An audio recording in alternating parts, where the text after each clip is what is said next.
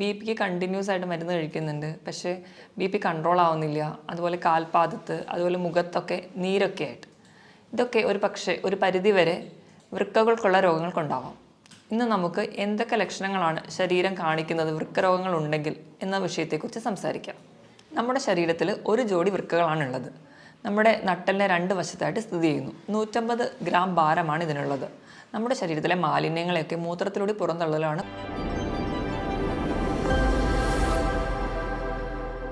Hi, ഞാൻ doctor പ്രിയ, Q1 health കെയറിലെ homoeopathic ഫിസിഷ്യനാണ്. നമ്മുടെ ക്ലിനിക്കിലൊക്കെ ചില പേഷ്യൻസ് വരാറുണ്ട്. ബി പിക്ക് കണ്ടിന്യൂസ് ആയിട്ട് മരുന്ന് കഴിക്കുന്നുണ്ട്, പക്ഷേ ബി പി കൺട്രോൾ ആവുന്നില്ല. അതുപോലെ കാൽപാദത്ത്, അതുപോലെ മുഖത്തൊക്കെ നീരൊക്കെ ആയിട്ട്. ഇതൊക്കെ ഒരു പക്ഷേ ഒരു പരിധിവരെ വൃക്കകൾക്കുള്ള രോഗങ്ങൾക്കുണ്ടാവാം. ഇന്ന് നമുക്ക് എന്തൊക്കെ ലക്ഷണങ്ങളാണ് ശരീരം കാണിക്കുന്നത് വൃക്കരോഗങ്ങൾ ഉണ്ടെങ്കിൽ എന്ന വിഷയത്തെക്കുറിച്ച് സംസാരിക്കാം. നമ്മുടെ ശരീരത്തിൽ ഒരു ജോഡി വൃക്കകളാണുള്ളത്. നമ്മുടെ നട്ടലിനെ രണ്ട് വശത്തായിട്ട് സ്ഥിതി ചെയ്യുന്നു. 150 ഗ്രാം ഭാരമാണ് ഇതിനുള്ളത്. നമ്മുടെ ശരീരത്തിലെ മാലിന്യങ്ങളെയൊക്കെ മൂത്രത്തിലൂടെ പുറന്തള്ളലാണ് പ്രധാന ഫംഗ്ഷൻ. ഇതിനായിട്ട് ഒരു മിനിറ്റിൽ ഏകദേശം 1.25 ലിറ്റർ രക്തം ശുദ്ധീകരിക്കപ്പെടുന്നു. അതായത് ഏകദേശം ഒരു 4 മിനിറ്റ് കൊണ്ട് നമ്മുടെ ശരീരത്തിലെ മൊത്തം രക്തത്തെ ഒരു തവണ ശുദ്ധീകരിക്കാനുള്ള കഴിവ് നമ്മുടെ വൃക്കകൾക്കുണ്ട്. ഈ മാലിന്യങ്ങളെ പുറന്തള്ളുന്നതിന് പുറമെ നമ്മുടെ ശരീരത്തിലെ ലവണങ്ങളെയും അല്ലെങ്കിൽ മറ്റ് ധാതുക്കളുടെ ലെവലൊക്കെ മെയിൻറ്റെയിൻ ചെയ്യാനും, അതുപോലെ നമ്മുടെ വൈറ്റമിൻ ഡി, നമ്മുടെ എല്ലുകൾക്കും പല്ലുകൾക്കൊക്കെ ബലം നൽകുന്ന വൈറ്റമിൻ ഡിയുടെ ആക്റ്റീവ് ഫോമിൽ എത്തിക്കാനും, അതുപോലെ തന്നെ നമ്മുടെ ചുവന്ന രക്താണുക്കളെ ഉൽപ്പാദിപ്പിക്കാൻ വേണ്ടിയിട്ടുള്ള എറിത്രോപോയിറ്റിൻ എന്ന് പറയുന്ന ഹോർമോൺ ഉൽപ്പാദിപ്പിക്കാനും ഒക്കെ നമുക്ക് വൃക്കകളുടെ സഹായം ആവശ്യമാണ്. ഇതോടൊപ്പം തന്നെ നമ്മുടെ ബി പി കൺട്രോൾ ചെയ്യുന്ന ഫംഗ്ഷനും വൃക്കകൾ ചെയ്യുന്നുണ്ട്. ഈ വൃക്കകളുടെ പൂർണ്ണമായ സ്തംഭനം നമ്മൾ പ്രധാനമായിട്ടും രണ്ടായിട്ട് തരംതിരിച്ചിട്ടുണ്ട്. അതിൽ ഫസ്റ്റ് വണ്ണാണ് അക്യൂട്ട് അല്ലെങ്കിൽ താൽക്കാലികമായിട്ടുള്ള സ്തംഭനം. ഇത് എന്തുകൊണ്ടൊക്കെ ഉണ്ടാവുന്നു നോക്കാം. പ്രധാനമായും എന്തെങ്കിലും അണുബാധകളൊക്കെ ഉണ്ടാകുമ്പോഴാണ് അക്യൂട്ടായിട്ട് കിഡ്നി ഫെയിലിയർ വരിക. മെയിൻലി മലേറിയ അല്ലെങ്കിൽ എലിപ്പനി, ഡെങ്കിപ്പനി തുടങ്ങിയ അസുഖങ്ങൾക്ക് ശേഷം നമുക്ക് കിഡ്നി ഫെയിലിയറുകൾ വരാം. അത് ഒരു താൽക്കാലികമാണ്, പെട്ടെന്നുണ്ടാകുന്ന കുറച്ച് ദിവസങ്ങൾ കൊണ്ടുണ്ടാകുന്ന ഒരു കണ്ടീഷനാണ് അക്യൂട്ട് റീനൽ ഫെയിലിയർ. ഇത് നമുക്ക് പെട്ടെന്നുണ്ടാകുന്ന ചികിത്സകളിലൂടെയൊക്കെ നമുക്ക് കിഡ്നിയെ പഴയ ഫംഗ്ഷനിലോട്ട് തിരിച്ചെത്തിക്കാൻ പറ്റും. ഇനി നമുക്ക് രണ്ടാമതായി കാണുന്നതാണ് ക്രോണിക് റീനൽ ഫെയിലിയർ അല്ലെങ്കിൽ സ്ഥിരമായിട്ടുള്ള കിഡ്നി ഫെയിലിയറുകൾ. അതെന്തുകൊണ്ടൊക്കെ ഉണ്ടാകുന്നതെന്ന് നോക്കാം. അണുബാധകൾ കൊണ്ടുവരാം, അല്ലെങ്കിൽ ജനിതകമായ മറ്റ് രോഗങ്ങൾ കൊണ്ടുവരാം, അല്ലെങ്കിൽ കണ്ടിന്യൂസ് ആയിട്ടുള്ള സ്റ്റോൺ കിഡ്നിയിൽ ഉണ്ടാകുന്നതുകൊണ്ട്, അതുപോലെ തന്നെ ബി പി, ഷുഗർ തുടങ്ങിയ രോഗങ്ങളുള്ളവർക്കും ക്രോണിക്കായിട്ട് നിന്ന് അത് കിഡ്നി ഫെയിലിയറിലോട്ട് പോകാം. ഇത് നമ്മൾ തുടക്കത്തിലൊക്കെ അറിയുകയാണെങ്കിൽ നമുക്ക് ചികിത്സിച്ചാൽ ഒരു പരിധി വരെ കൺട്രോൾ ചെയ്യാം. അല്ലെങ്കിൽ കുറച്ചുകൂടി ഡെവലപ്ഡ് ആയി പോവുകയാണെങ്കിൽ നമുക്ക് ഡയാലിസിസിലോട്ടൊക്കെ പോവേണ്ടി വരുന്നുണ്ട്. ഇനി കിഡ്നിയുടെ രോഗങ്ങളൊക്കെ നമുക്ക് എങ്ങനെ തിരിച്ചറിയാമെന്ന് നോക്കാം. അതിന് പ്രധാനമായും നമ്മൾ ചെയ്യുന്നത് ഒന്നെങ്കിൽ ബ്ലഡ് ടെസ്റ്റ് അല്ലെങ്കിൽ യൂറിൻ ടെസ്റ്റാണ്. ബ്ലഡ് ടെസ്റ്റ് ചെയ്യുമ്പോൾ ആദ്യം നമ്മൾ ഹീമോഗ്ലോബിൻ ലെവൽ നോക്കുമ്പോൾ കിഡ്നി കംപ്ലയിൻ്റ് ഉള്ളവർക്ക് ഹീമോഗ്ലോബിൻ്റെ അളവ് കുറഞ്ഞിരിക്കുന്നത് കാണാം. രണ്ടാമതായിട്ട് നമ്മൾ കിഡ്നി ഫംഗ്ഷൻ ടെസ്റ്റ് ചെയ്യും. അതിൽ യൂറിയയും ക്രിയാറ്റിനുമാണ് നമുക്ക് കൂടുതൽ ഇമ്പോർട്ടൻസ് നൽകുന്നത്. യൂറിയയുടെ നോർമൽ ലെവൽ എന്ന് പറയുന്നത് 5 to 20 ആണ്. അത് കിഡ്നി പേഷ്യൻസിൽ കൂടുതലായിട്ട് നിൽക്കുന്നത് കാണാം. ക്രിയാറ്റിൻ്റെ ലെവൽ 0.6 to 1.2 ആണ്. ഒരു 1.5 മുകളിലെത്തുമ്പോൾ തൊട്ടേ നമ്മൾ കുറച്ചുകൂടി ശ്രദ്ധിക്കേണ്ടിയിരിക്കുന്നു. 2 മുകളിൽ പോവുകയാണെങ്കിൽ, 2 മുകളിൽ പോവുകയാണെങ്കിൽ സ്ഥിതി കുറച്ച് ഗുരുതരമാണ്. അപ്പോൾ കിഡ്നിക്ക് എന്തോ കംപ്ലയിൻസ് ഉണ്ട്, സീരിയസ് ആയിട്ടുള്ള പ്രശ്നമുണ്ട്. അതുകൊണ്ട് നമുക്ക് വേഗം ഒരു ട്രീറ്റ്മെൻറ്റിലോട്ട് പോകേണ്ട ആവശ്യമുണ്ട്. കിഡ്നി ഫെയിലിയറിന് പ്രധാനമായും 3 കാരണങ്ങളാണ് പറയപ്പെടുന്നത്. ഒന്നാമത്തേത് ബി പി കൺട്രോൾ ചെയ്യാൻ പറ്റാതെ പോകുന്നത്. രണ്ടാമത്തേത് ഡയബറ്റിസ് കൺട്രോൾ ചെയ്യാൻ പറ്റാതെ പോകുന്നത്. മൂന്നാമത്തേത് പാരമ്പര്യമായിട്ട് എന്തെങ്കിലും കിഡ്നി രോഗങ്ങളുള്ള കുടുംബങ്ങളിലുള്ളവർക്കും ഇത് കാണുന്നുണ്ട്. ഇനി നമ്മുടെ കിഡ്നിക്ക് എന്തെങ്കിലും രോഗങ്ങളൊക്കെ ബാധിച്ചിട്ടുണ്ടെങ്കിൽ, അല്ലെങ്കിൽ ക്രോണിക് കിഡ്നി ഫെയിലിയറിലോട്ടൊക്കെ പോകുമ്പോഴേക്കും നമ്മുടെ ശരീരം പല ലക്ഷണങ്ങൾ കാണിക്കും. ഇതെന്തൊക്കെയാണ് ഈ അടയാളങ്ങളെന്ന് നമുക്ക് നോക്കാം. ഇതിൽ ഒന്നാമത്തേതാണ് അമിതമായ ക്ഷീണം. അമിതമായ ക്ഷീണം എന്ന് പറയുമ്പോൾ തന്നെ തളർച്ച, അമിതമായ കിതപ്പ്, അതുപോലെ തന്നെ തലവേദന, തലകറക്കം, അതുപോലെ ഒന്നിലും കോൺസെൻട്രേറ്റ് ചെയ്യാൻ പറ്റാതെ വരുന്നൊരു കണ്ടീഷൻ. ഇതിന് പ്രധാന കാരണം നമ്മുടെ ശരീരത്തിൽ യൂറിയയുടെ അളവ് കൂടുതലായി നിൽക്കുന്നത് കൊണ്ടാണ്. ഇതോടൊപ്പം തന്നെ നമ്മുടെ രക്തത്തിൽ HBയുടെ അളവ് കുറയുന്നത് കൊണ്ട് നമുക്ക് വിളർച്ച ഉണ്ടാകുന്നതായും കാണാം. ഇനി രണ്ടാമത്തെ ലക്ഷണമാണ് ഉറക്കക്കുറവ്. നമുക്ക് നല്ല ക്ഷീണം ഉണ്ടെങ്കിലും നമുക്ക് ഒരു ഡീപ്പ് സ്ലീപ്പ് കിട്ടത്തില്ല, ഒരു മയക്കം മാത്രമേ ഉണ്ടാവുള്ളൂ. ഇപ്പോൾ ഉറങ്ങുകയാണെങ്കിൽ തന്നെ കൂർക്കം വലി ഉണ്ടാവുന്നതായി കാണാം. അതുപോലെ തന്നെ നമ്മുടെ അടുത്ത് കിടക്കുന്ന ആൾക്ക് നമ്മുടെ മൂക്കിൽ നിന്ന് വരുന്ന ശ്വാസത്തിന് ഒരു മൂത്രത്തിൻ്റെ ഗന്ധം അനുഭവപ്പെടുന്നതായി കാണാം. ഇതിന് കാരണവും നമ്മുടെ രക്തത്തിൽ യൂറിയയുടെ അളവ് കൂടുതലായി നിൽക്കുന്നത് കൊണ്ടാണ്. മൂന്നാമത് നമ്മുടെ ശരീരം കാണിക്കുന്ന ഒരു ലക്ഷണമാണ് സ്കിന്നിനുണ്ടാവുന്ന ചേഞ്ചസ്. സ്കിന്നിന് പ്രത്യേകിച്ച് ഒരു കോസ് ഒന്നും ഇല്ലാതെ സ്കിന്നിന് ഭയങ്കരമായിട്ട് ചൊറിച്ചിൽ വരാം. പ്രധാനമായും നമ്മുടെ കാൽമുട്ടിന് താഴെയുള്ള ഭാഗത്താണ് ചൊറിച്ചിൽ കാണാറ്. ഇപ്പോൾ ഡയബറ്റീസും കൂടെയുള്ള കിഡ്നി പേഷ്യൻസിനാണെങ്കിൽ ഇതിൽ കാലിൻ്റെ ആ ഭാഗത്ത് കറുത്ത നിറം കൂടി കാണാം. ഇതിന് കാരണം മൂത്രത്തിലൂടെ നമ്മുടെ പോയിസണസ് ആയിട്ടുള്ള സബ്സ്റ്റൻസ് ഒന്നും പുറന്തള്ളാതെ അത് നമ്മുടെ രക്തത്തിലായി തന്നെ നിൽക്കുന്നത് കൊണ്ടാണ് ഇങ്ങനെ ചൊറിച്ചിലും അതുപോലെ ഈ കറുത്ത നിറമൊക്കെ കാണുന്നത്. നാലാമതായി ശരീരം കാണിക്കുന്ന ഒരു ലക്ഷണമാണ് ഇടയ്ക്കിടയ്ക്ക് മൂത്രം ഒഴിക്കാനുള്ള ഒരു ടെൻഡൻസി. പക്ഷേ നമുക്ക് മൂത്രം ഒഴിക്കാനൊക്കെ പോയി ഇരുന്നാലും മൂത്രം പോകത്തില്ല. ആ ഒരു ടെൻഡൻസി മാത്രമേ കാണിക്കുള്ളൂ. ഇത് കൂടുതലായും കാണുന്നത് രാത്രി സമയത്താണ്. അഞ്ചാമതായി കാണുന്ന ഒരു ഫീച്ചറാണ് മൂത്രത്തിൽ കലക്കലായിട്ട് കാണുന്നത്. അതായത് നമ്മുടെ മൂത്രത്തിൽ ബ്ലഡ് കൂടി മിക്സ് ചെയ്തിട്ട് പോകും. ചിലപ്പോൾ മൂത്രം ഒഴിക്കുന്നതിൻ്റെ തുടക്കത്തിൽ കുറച്ച് ബ്ലഡ് പോകും, അത് കഴിഞ്ഞിട്ടായിരിക്കും മൂത്രം പോകുന്നത്. അല്ലെങ്കിൽ ഒരു കലങ്ങിയ സ്റ്റേറ്റിലായിരിക്കും കാണുക.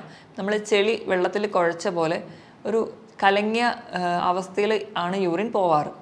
നമ്മൾ എത്ര വെള്ളം കുടിച്ചാലും ഇതൊരു കലക്കലായി തന്നെ തുടരുന്നെങ്കിൽ അതെന്തെങ്കിലും ഒരു കിഡ്നി ഡിസീസ് ഉള്ളവരിലാണ് കൂടുതലായും കാണുന്നത്. ആറാമതായി കാണുന്ന ഒരു ഫീച്ചറാണ് മൂത്രത്തിൽ പതയായിട്ട് കാണുന്നത്. അത് നമ്മുടെ മുട്ടയുടെ വെള്ളയൊക്കെ എടുത്ത് അടിച്ച് പതപ്പിച്ച് കഴിഞ്ഞാൽ നമ്മുടെ പാത്രത്തിൻ്റെ സൈഡിൽ ഇങ്ങനെ കുമിള പോലെ പറ്റി പിടിച്ചിരിക്കുന്നില്ലേ, ആ ഒരു സ്റ്റേറ്റിൽ നമ്മുടെ മൂത്രം പോകുമ്പോൾ കാണാൻ പറ്റും. അതുപോലെ കുമിളകളൊന്നും പൊട്ടാതെ പതയായിട്ട് തന്നെ നിൽക്കുന്നുണ്ടെങ്കിൽ അതും ഒരു കിഡ്നി ഡിസീസിനുള്ള ഒരു അടയാളമായിട്ട് കാണുന്നു. ഇനി ഏഴാമതായി ശരീരം കാണിക്കുന്ന ഒരു ലക്ഷണമാണ് കണ്ണിന് ചുറ്റുമുള്ള തടിപ്പ്, അല്ലെങ്കിൽ നമ്മൾ അതിനെ പഫിനെസ് എന്ന് പറയും. ഇതിന് പ്രധാന കാരണം എന്ന് വെച്ച് കഴിഞ്ഞാൽ നമ്മുടെ ശരീരത്തിന് ആവശ്യമായിട്ടുള്ള പ്രോട്ടീനുകൾ കിഡ്നി വഴി പുറന്തള്ളുകയും അതിന് പകരം പോയിസണസ് ആയിട്ടുള്ള സബ്സ്റ്റൻസ് രക്തത്തിൽ അടിയുന്നതും കൊണ്ടാണ്. നമ്മൾ കിഡ്നി വഴി നമ്മുടെ ശരീരത്തിന് ആവശ്യമുള്ള പ്രോട്ടീൻ പോകുന്നതിനോടൊപ്പം തന്നെ നമ്മുടെ മസിലുകളിലുള്ള പ്രോട്ടീനും അവ പുറന്തള്ളുന്നു. അപ്പോൾ നമ്മുടെ മസിൽസൊക്കെ കുറച്ചുകൂടെ വീക്കാവും. അതുപോലെ കിഡ്നി പേഷ്യൻസൊക്കെ ഇങ്ങനെ മെലിഞ്ഞ് വരുന്നതായിട്ട് നമുക്ക് കാണാം. ഇനി എട്ടാമതായിട്ട് ശരീരം കാണിക്കുന്ന ഒരു ഫീച്ചറാണ് കാൽപാദത്തിലൊക്കെ നീരുണ്ടാവുന്നത്. ഇതിന് പ്രധാന കാരണം എന്ന് വെച്ചിട്ടുണ്ടെങ്കിൽ നമ്മുടെ കിഡ്നിയുടെ എന്തെങ്കിലും ഡിസീസസ് വന്ന് കിഡ്നി ഫെയിലിയർ ആയിട്ടുണ്ടെങ്കിൽ നമ്മൾ വേണ്ടത്ര രീതിയിൽ ബ്ലഡൊക്കെ ഒന്നും പ്യൂരിഫൈ ചെയ്യാതെ പോകും. അപ്പോൾ ഈ ഫ്ലൂയിഡ് എല്ലാം കൂടി റിട്ടെയിൻ ചെയ്യുന്നതുകൊണ്ട് ഫ്ലൂയിഡ് ഇങ്ങനെ കെട്ടിക്കിടക്കുന്നതുകൊണ്ടാണ് കാൽപാദത്തിന് നീര് വരിക. പല കാരണങ്ങൾ കൊണ്ട് നമുക്ക് കാലിലൊക്കെ നീര് വരാം. ചില സന്ധിവാതങ്ങൾ കൊണ്ടുവരാം, അല്ലെങ്കിൽ യൂറിക് ആസിഡിൻ്റെ പ്രശ്നം കൊണ്ടൊക്കെ വരാം. പക്ഷേ ഈ നീരും നമ്മുടെ കിഡ്നി ഡിസീസിനുള്ള നീരും രണ്ടും രണ്ടായിരിക്കും. നമ്മൾ ചിലപ്പോൾ കാല് തൂക്കിയിടുമ്പോഴേക്കും ഈ കിഡ്നി ഡിസീസ് ഉള്ളവർക്ക് നീര് പെട്ടെന്ന് വരുന്നത് കാണാം. അതുപോലെ തന്നെ നമ്മൾ കാല് പൊക്കി വെച്ചതുകൊണ്ട് ഈ നീര് പെട്ടെന്ന് കുറയുന്നതായിട്ട് കാണാൻ പറ്റില്ല. ഇത് തന്നെ വെച്ച് നമുക്ക് ഡിഫറൻഷ്യേറ്റ് ചെയ്യാം, ഇത് കിഡ്നി ഡിസീസസ് കൊണ്ടാണോ അതോ മറ്റ് സന്ധി രോഗങ്ങൾ കൊണ്ടാണോ ഉണ്ടാവുന്നതെന്ന്. ഒമ്പതാമതായി ശരീരം കാണിക്കുന്ന ഒരു ലക്ഷണമാണ് വിശപ്പില്ലായ്മ. നമ്മൾ എത്ര പട്ടിണി കിടന്നാലും നമുക്ക് പ്രത്യേകിച്ച് ഒരു വിശപ്പൊന്നും തോന്നത്തില്ല. അതുപോലെ തന്നെ മറ്റു ചിലർക്കാണെങ്കിൽ ഭക്ഷണം കാണുമ്പോൾ അല്ലെങ്കിൽ ഭക്ഷണത്തിൻ്റെ സ്മെല്ലടിക്കുമ്പോഴേക്കും ഓക്കാനോ ഉണ്ടാവും. ഇതിന് കാരണവും നമുക്ക് ശരീരത്തിലെ യൂറിയയുടെ അളവ് കൂടുമ്പോൾ അത് കിഡ്നിക്ക് മുകളിൽ കരളിനെയും ബാധിക്കുന്നു. അതുവഴിയാണ് നമുക്ക് വിശപ്പില്ലായ്മ ഉണ്ടാവാനുള്ള ഒരു കാരണം. ഇനി അവസാനത്തെ ലക്ഷണമാണ് മസിൽ ക്രാംസ്, അല്ലെങ്കിൽ മസിൽസിൻ്റെ കോച്ചിപ്പിടുത്തം. ഇതിന് കാരണം നമ്മുടെ കിഡ്നി വഴി കാൽസ്യത്തിന് കൂടുതലായിട്ട് പുറന്തള്ളുകയും അതുപോലെ പൊട്ടാസ്യം രക്തത്തിൽ കൂടുന്നതും കൊണ്ടാണ് നമുക്ക് കോച്ചിപ്പിടുത്തമൊക്കെ ഉണ്ടാവുന്നത്. ഈ മുകളിൽ പറഞ്ഞ 10 ലക്ഷണങ്ങളിൽ 3 മുതൽ 4 ലക്ഷണങ്ങൾ തുടർച്ചയായിട്ട് ഒരു രോഗിയിൽ തന്നെ കാണുന്നുണ്ടെങ്കിൽ നമ്മളത് ശ്രദ്ധിക്കേണ്ടതാണ്. എത്രയും പെട്ടെന്ന് ഒരു ഡോക്ടറെ കാണിക്കേണ്ടതാണ്. അപ്പോൾ തന്നെ നമ്മൾ യൂറിനും അതുപോലെ ബ്ലഡൊക്കെ ടെസ്റ്റ് ചെയ്ത് കിഡ്നി ഡിസീസ് ഇല്ല എന്ന് ഉറപ്പ് വരുത്തേണ്ടതാണ്. ഇനിയിപ്പോൾ BP അല്ലെങ്കിൽ ഷുഗറോ ഒക്കെയുള്ള രോഗികൾ, അല്ലെങ്കിൽ പാരമ്പര്യമായിട്ട് ഇങ്ങനത്തെ കിഡ്നി ഡിസീസ് ഉള്ളവരാണെങ്കിൽ ഇതിലൊരു 2 ലക്ഷണങ്ങൾ കുറച്ച് കാലമായിട്ട് നിൽക്കുന്നുണ്ടെങ്കിൽ എത്രയും പെട്ടെന്ന് ഒരു ഫിസിഷ്യനെ കാണേണ്ടതാണ്. ഇനി ഈ മുകളിൽ പറഞ്ഞ 10 ലക്ഷണങ്ങൾ ഏതെങ്കിലുമൊക്കെ നമ്മുടെ ശരീരം കാണിക്കാൻ തുടങ്ങിക്കഴിഞ്ഞാൽ നമ്മൾ കിഡ്നിക്ക് വേണ്ടത്ര ശ്രദ്ധ നൽകണം എന്നാണ് അർത്ഥം. അപ്പം എന്തൊക്കെ ലൈഫ് സ്റ്റൈൽ ചേഞ്ചസ് ആണ് വരുത്തേണ്ടതെന്ന് നോക്കാം. ഇതിൽ ഒന്നാമതാണ് ധാരാളം വെള്ളം കുടിക്കുക. ഒരു ഹെൽത്തി ആയിട്ടുള്ള ഒരാളാണെങ്കിൽ ദിവസം ഒരു 3 ലിറ്റർ വെള്ളം കുടിക്കുക. അതായത് ഒരു 15 ഗ്ലാസ് വെള്ളമെങ്കിലും കുടിക്കണം. ഇപ്പോൾ കിഡ്നി ഡിസീസൊക്കെ സ്റ്റാർട്ട് ചെയ്തു പക്ഷേ ഡയാലിസിസിലോട്ടൊന്നും എത്തിയിട്ടില്ലാത്ത ഒരാളാണെങ്കിൽ വെള്ളം കുടിക്കുന്നതിൻ്റെ അളവും മൂത്രം ഒഴിക്കുന്നതിൻ്റെ അളവും തമ്മിൽ ഒരു അനുപാതമുണ്ട്. അവരൊഴിക്കുന്ന മൂത്രത്തിൽ നിന്നിൻ്റെ കൂടെ ഒരു 600 മില്ലി കൂടി കൂട്ടിയിട്ട് വേണം അവർ വെള്ളം കുടിക്കാൻ. ഇപ്പം 2 ലിറ്ററാണ് ഒരാൾ ഒഴിക്കുന്ന മൂത്രമെങ്കിൽ അവർ കുടിക്കേണ്ട വെള്ളത്തിൻ്റെ അളവ് 2600 മില്ലി ലിറ്ററാണ്. രണ്ടാമതായിട്ട് പുകവലി പൂർണ്ണമായി നിർത്തുക. അതിന് ഒന്നാമത്തെ പറയുന്ന കാരണം എന്ന് വെച്ചിട്ടുണ്ടെങ്കിൽ നമ്മൾ പുകവലി ഉള്ളവരിൽ ഓക്സിജൻ ക്യാരിയിങ് കപ്പാസിറ്റി, ഓക്സിജൻ്റെ അളവ് കുറയുന്നതായിട്ട് കാണാം. രണ്ടാമതായിട്ട് പുകവലി മൂലം ഉണ്ടാകുന്ന കെമിക്കൽസ് നമ്മുടെ രക്തക്കൊള്ളുകൾ അടിയുകയും അത് നമ്മുടെ ചെറിയ രക്തക്കൊള്ളുകൾക്ക് നാശം ഉണ്ടാക്കുകയും ചെയ്യുന്നു. ഇതുവഴി നമ്മുടെ വൃക്കകൾക്കുള്ള രക്തയോട്ടം കുറയ്ക്കുകയും ചെയ്യുന്നുണ്ട്. അതുപോലെ തന്നെ ഈ പുകവലി ഉള്ളവരിലാണ് കൂടുതലായിട്ടും ഇപ്പോൾ കിഡ്നി ക്യാൻസേഴ്സും അല്ലെങ്കിൽ മറ്റ് ഗ്രോത്തുകളും കിഡ്നിയിൽ ഉണ്ടാകുന്നത് കൂടുതലായി കാണുന്നത് പുകവലി ഉള്ളവരിലാണ്. മൂന്നാമതായിട്ട് മദ്യപാനം, അതുപോലെ തന്നെ പ്രിസർവേറ്റീവ്സ് ആഡ് ചെയ്തിട്ടുള്ള ഡ്രിങ്ക്സും സോഫ്റ്റ് ഡ്രിങ്ക്സൊക്കെ പൂർണ്ണമായും നിർത്തുക. ഈ മദ്യപാനം ഒക്കെ ഉള്ളവരിൽ ഇലക്ട്രോലൈറ്റ് ബാലൻസ്, അതായത് നമ്മുടെ ധാതുക്കളുടെയും ലവണങ്ങളുടെയൊക്കെ ബാലൻസ് പ്രോപ്പറായിട്ട് കാണില്ല.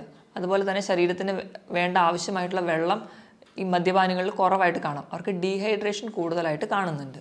നാലാമതായിട്ട് അമിതവണ്ണം. ഓവർ വെയിറ്റ് ഒക്കെ ഉണ്ടെങ്കിൽ അത് മാക്സിമം കൺട്രോൾ ചെയ്യാൻ ശ്രദ്ധിക്കണം. അമിതവണ്ണമുള്ളവർക്കൊക്കെ വൃക്കയിലെ മുകളിലുണ്ടാകുന്ന ഓവർലോഡ് അല്ലെങ്കിൽ പ്രഷർ കൂടുതലാണ്. അത് നമ്മുടെ വൃക്കകൾക്ക് പെട്ടെന്ന് രോഗങ്ങൾ ഉണ്ടാവാനുള്ള കാരണമാകുന്നു. അതുകൊണ്ട് തന്നെ അമിതവണ്ണമുള്ളവരാണെങ്കിൽ അത് കൺട്രോൾ ചെയ്യാൻ ശ്രദ്ധിക്കുക. അതിനായിട്ട് കൃത്യമായിട്ട് വ്യായാമം ചെയ്യുക. ആഴ്ചയിൽ 5 ദിവസമെങ്കിലും കഴിയുന്നൊരു 45 മിനിറ്റ് മുതൽ 1 മണിക്കൂർ വരെ ചെറിയ തോതിലുള്ള വ്യായാമങ്ങൾ, രാവിലെ എണീറ്റ് നിരപ്പായ സ്ഥലത്തൂടെ നടക്കുക, അതായത് പറ്റുന്ന രീതിയിലുള്ള എക്സസൈസുകളൊക്കെ ചെയ്യുക. ഇത് നമ്മുടെ ശരീരം കുറച്ചുകൂടി ഹെൽത്തി ആയിട്ട് നിൽക്കും. അതുപോലെ തന്നെ വണ്ണം കുറയ്ക്കാം, ബിപിയും ഷുഗറും ഒക്കെ കൺട്രോൾ ചെയ്യാൻ പറ്റും. അതുപോലെ തന്നെ എല്ലാ ഭാഗത്തേക്കുള്ള ബ്ലഡ് സപ്ലൈ പ്രോപ്പറായിട്ട് നടത്താനും വ്യായാമത്തിന് സഹായിക്കും.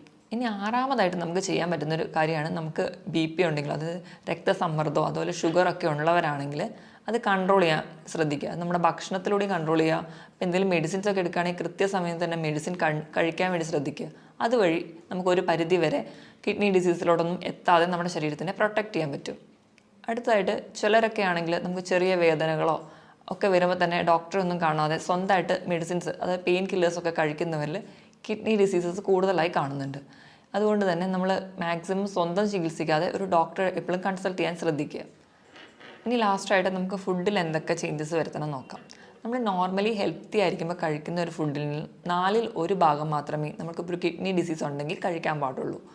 അതുപോലെ തന്നെ നമുക്ക് പ്രോട്ടീൻ, നോർമലി ഹെൽത്തി ആയിട്ടുള്ള ഒരാളാണെങ്കിൽ 1 കിലോ ആണ് നമ്മുടെ ബോഡി വെയിറ്റ് എങ്കിൽ അതിനനുസരിച്ച് 1 ഗ്രാം പ്രോട്ടീനാണ് കഴിക്കേണ്ടത്. അതായത് 80 കിലോ ഉള്ള ഒരാളാണെങ്കിൽ ഒരു ദിവസം 80 ഗ്രാം പ്രോട്ടീൻ കഴിക്കണമെന്നാണ് നോർമലി പറയാറ്. പക്ഷേ ഒരു കിഡ്നി പേഷ്യൻസ് ആണെങ്കിൽ 1 കിലോ ബോഡി വെയ്റ്റിന് 0.8 ഗ്രാം മാത്രമേ പ്രോട്ടീൻ കഴിക്കാവൂ. അതായത് ഒരു 70 കിലോ ഉള്ള ഒരാളാണെങ്കിൽ 40 ഗ്രാം പ്രോട്ടീൻ മാത്രമേ ഒരു ദിവസം കഴിക്കാൻ പാടുള്ളൂ. പ്രോട്ടീൻ കഴിക്കുമ്പോൾ തന്നെ നമ്മൾ റെഡ് മീറ്റ് പൂർണ്ണമായും ഒഴിവാക്കുക. റെഡ് മീറ്റ് എന്ന് പറയുമ്പോൾ പോത്തിറച്ചി, താറാവിറച്ചി ഇതൊക്കെ പൂർണ്ണമായും ഒഴിവാക്കുക. അതിന് പകരം വെജിറ്റബിൾ പ്രോട്ടീൻസ് കൂടുതലായി കഴിക്കുക. വെജിറ്റബിൾ പ്രോട്ടീൻസിൽ വരുന്നതാണ് പനീർ, കൂണ്, പയർ, കടല, പരിപ്പ് തുടങ്ങിയ ധാന്യങ്ങളും. രണ്ടാമതായിട്ട് നമ്മൾ കൊഴുപ്പ് കഴിക്കേണ്ട അളവാണെങ്കിൽ, കൊഴുപ്പെന്ന് പറയുമ്പോൾ നമ്മുടെ ഫാറ്റ്, അത് നമുക്ക് പല രീതിയിൽ കിട്ടും. നമുക്ക് മുട്ടയുടെ മഞ്ഞയിൽ നിന്ന് കിട്ടാം, മീൻ കഴിക്കുന്ന വഴി കിട്ടാം, നമ്മൾ ഉപയോഗിക്കുന്ന എണ്ണ, നെയ്യ് ഇതിൽ നിന്നൊക്കെ നമുക്ക് കൊഴുപ്പ് കിട്ടും. ഒരു ദിവസം ഒരു ഹെൽത്തി ആയിട്ടുള്ള ഒരാളാണെങ്കിൽ ഒരു 50 ഗ്രാം മാത്രമേ കൊഴുപ്പ് കഴിക്കാൻ പാടുള്ളൂ. പക്ഷേ ഒരു കിഡ്നി ഡിസീസ് ഉള്ള ഒരാളാണെങ്കിൽ അതിൻ്റെ പകുതി മാത്രമേ ഒരു ദിവസം കൺസീവ് ചെയ്യാൻ പാടുള്ളൂ. ഇനി ലാസ്റ്റായിട്ട് ലവണങ്ങൾ എന്ന് പറയുമ്പോൾ സോഡിയം ഉണ്ട്, പൊട്ടാസ്യം, കാൽസ്യം, ഫോസ്ഫറസ് ഒക്കെ ഉണ്ട്. ഇതിൻ്റെ ലെവൽ എങ്ങനെ മെയിൻറ്റെയിൻ ചെയ്യാം? കൂടുതലായിട്ടും ഈ ലവണങ്ങളൊക്കെ ഉള്ളത് നമ്മുടെ പച്ചക്കറികളിലാണ്. അപ്പോൾ നമ്മൾ പച്ചക്കറികളൊക്കെ കഴിക്കുമ്പോൾ അതാദ്യം വേവിച്ച് അതിൻ്റെ വെള്ളം ഊറ്റി കളഞ്ഞിട്ട് വേണം കഴിക്കാൻ. ഈ ഒരു പ്രോസസ്സിന് നമ്മൾ ലീച്ചിങ് എന്നാണ് പറയുക. ഇപ്പോൾ ഇലക്കറികളിലാണെങ്കിൽ കോളിഫ്ലവർ, ബ്രക്കോളി, ക്യാബേജ് ഇതൊക്കെ വൈറ്റമിൻ C നിറഞ്ഞതുമാണ്.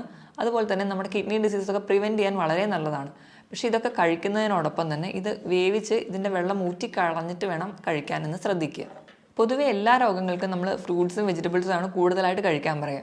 ഇപ്പം നമ്മൾ ഫ്രൂട്ട്സ് കഴിക്കുകയാണെങ്കിലും ഒരു പരിധിയിൽ കൂടുതൽ കഴിക്കരുത്. കാരണം ഫ്രൂട്ട്സിലൊക്കെ കൂടുതലും പൊട്ടാസ്യമാണ് അടങ്ങിയിരിക്കുന്നത്. അപ്പോൾ പൊട്ടാസ്യം കൂടുതൽ ചെന്നിട്ടുണ്ടെങ്കിൽ അത് കിഡ്നി ഡിസീസിന് കൂടുതൽ ബുദ്ധിമുട്ടുണ്ടാക്കുകയുള്ളൂ. അപ്പോൾ പൊട്ടാസ്യം കുറഞ്ഞുള്ള ഫ്രൂട്ട്സാണ് ആപ്പിൾ, പൈനാപ്പിൾ, അതുപോലെ തന്നെ ബെറി. ഇതിലൊക്കെ പൊട്ടാസ്യം വളരെ കുറവാണ്. ഇതൊക്കെ കൂടുതലായിട്ടും കഴിക്കാൻ വേണ്ടി ശ്രദ്ധിക്കുക. അതുപോലെ പേരയ്ക്ക പൊട്ടാസ്യം കുറഞ്ഞൊരു ഫ്രൂട്ടാണ്. ഇനി പൊട്ടാസ്യം കുറച്ച് കൂടുതലായിട്ട് നിൽക്കുന്ന ഫ്രൂട്ട്സുകളാണ് മാതളം, അതുപോലെ ഓറഞ്ച്, ഏത്തപ്പഴം, അതുപോലെ കരിക്കിലും പൊട്ടാസ്യം കൂടുതലായിട്ട് നിൽക്കുന്നുണ്ട്. കരിക്കൊക്കെ കിഡ്നി പേഷ്യൻസ് സ്ഥിരമായിട്ട് ഉപയോഗിക്കാതിരിക്കുന്നതാണ് നല്ലത്. ഇനിയിപ്പോൾ നമ്മൾ ഏത്തപ്പഴമൊക്കെ കഴിക്കുകയാണെങ്കിൽ അത് പുഴുങ്ങി കഴിക്കുമ്പോൾ പൊട്ടാസ്യം ഒരുപാട് വെള്ളത്തിലൂടെ നഷ്ടപ്പെടുന്നുണ്ട്. അപ്പോൾ കുറച്ചും കൂടി കിഡ്നി ഡിസീസ് ഉള്ളവർ ഏത്തപ്പഴമൊക്കെ പുഴുങ്ങി കഴിക്കുന്നതാണ് കുറച്ച് കൂടുതൽ ബെറ്റർ. ഇനി ഉപ്പിൻ്റെ അളവ് പറയുകയാണെങ്കിൽ കിഡ്നി പേഷ്യൻസ് ഒക്കെ ഉണ്ടെങ്കിൽ ഒരു 4 ഗ്രാമിൽ കുറവ് ഉപ്പ് മാത്രമേ ഒരു ദിവസം ഉപയോഗിക്കാൻ പാടുള്ളൂ. ഇപ്പം നമ്മുടെ വീട്ടിലൊക്കെ ആരെങ്കിലും കിഡ്നി പേഷ്യൻസ് ഒക്കെ ഉണ്ടെങ്കിൽ നമ്മൾ ഭക്ഷണം പാചകം ചെയ്യുമ്പോൾ എപ്പോഴും ഉപ്പിടാതെ പാചകം ചെയ്യുക. എന്നിട്ട് അവർക്ക് വേണ്ടിയിട്ടുള്ള ഒരു പോർഷൻ മാറ്റി വെച്ച് അതിൽ വളരെ കുറച്ച് ഉപ്പ് മാത്രം ചേർക്കുക. എങ്കിൽ മാത്രമേ നമുക്ക് ആ ഉപ്പിൻ്റെ ലെവൽ മെയിൻറ്റെയിൻ ചെയ്യാൻ പറ്റുള്ളൂ. നമുക്കറിയാം നമ്മൾ സയൻസും അല്ലെങ്കിൽ മെത്തേഡ്സൊക്കെ ഇത്രയും ഡെവലപ്ഡ് ആയിട്ട് നിൽക്കുന്ന ഒരു സ്റ്റേജിലാണെങ്കിൽ പോലും കിഡ്നിയെ പോലെ തന്നെ ഏറ്റവും ചെറിയ മൈന്യൂട്ടായിട്ടുള്ള മാലിന്യങ്ങൾ പോലും പുറന്തള്ളാൻ പറ്റുന്ന ഒരു മെക്കാനിസം അല്ലെങ്കിൽ ഒരു മെഷീനും ഇന്ന് വരെ കണ്ടുപിടിക്കാൻ പറ്റിയിട്ടില്ല. ഇപ്പോൾ ഡയാലിസിസ് മെഷീൻസും ഒക്കെ ഉണ്ടെങ്കിലും അതും ഒരു കിഡ്നി ഫങ്ഷൻ ചെയ്യുന്ന പോലെ നമുക്ക് ഫങ്ഷൻ ചെയ്യാൻ പറ്റത്തില്ല. അപ്പോൾ മുകളിൽ പറഞ്ഞ പോലെ കൃത്യമായിട്ട് ഡയറ്റും അല്ലെങ്കിൽ കൃത്യമായിട്ട് തന്നെ നമ്മളെ ജീവിതശൈലികളിലൊക്കെ മാറ്റം വരുത്തിയാലും അല്ലെങ്കിൽ കൃത്യമായി വ്യായാമം ചെയ്യുന്നത് വഴി ഒരു പരിധി വരെയൊക്കെ നമുക്ക് കിഡ്നി ഡിസീസസ് കൺട്രോൾ ചെയ്യാൻ പറ്റും. ഇതിനോടൊപ്പം തന്നെ കിഡ്നി രോഗങ്ങൾക്കുള്ള ഫലപ്രദമായ ചികിത്സയും ഹോമിയോപ്പതിയിലൂടെ ലഭ്യമാണ്. ഇനി മറ്റൊരു ഹെൽത്ത് ടോപ്പിക്കുമായിട്ട് വീണ്ടും കാണുന്നതുവരെ നന്ദി.